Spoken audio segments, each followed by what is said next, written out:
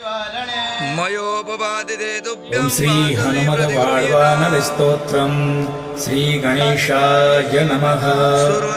ओम अस्य श्री हनुमद्वाळ्वानरस्तोत्रमन्त्रस्य श्रीरामचन्द्र ऋषिः श्री वळ्वानर हनुमान देवता मम समस्त रोग प्रशमनार्थं आयु आरोग्य ऐश्वर्याभिवृद्ध्यर्थं समस्त पाप क्षयार्थं सीतारामचन्द्र प्रीत्यर्थं च हनुमद्वाळ्वानरस्तोत्र जपमहं करिष्ये।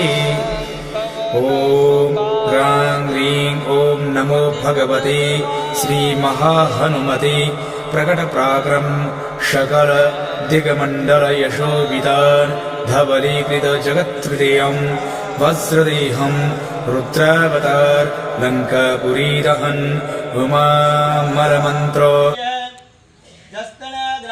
समीपेन भगवंत श्रीरामचंद्र देवतानां छत्रछाया समीपेन तात्कालिक हनुमंत देवतानाः पश्चिम दिग्न भागे श्री जोत्तम मासे मासायम् आदित्य नामने रविवासरे व्रजपदे सत्स्वं अद्य दिने अनुर्यन नामने योगे अद्य दिने तेतल नामने शुभ पुण्य दिदो मम आत्मन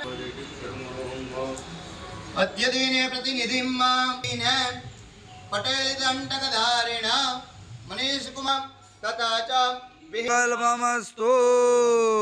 पानी थोड़ું કેમાં રાખી દો ઢોળ નાખો થોડું કેમાં એમાં રાખો કોપરી પાસે મૂકી દો માં દઈ દો ગુરુજી।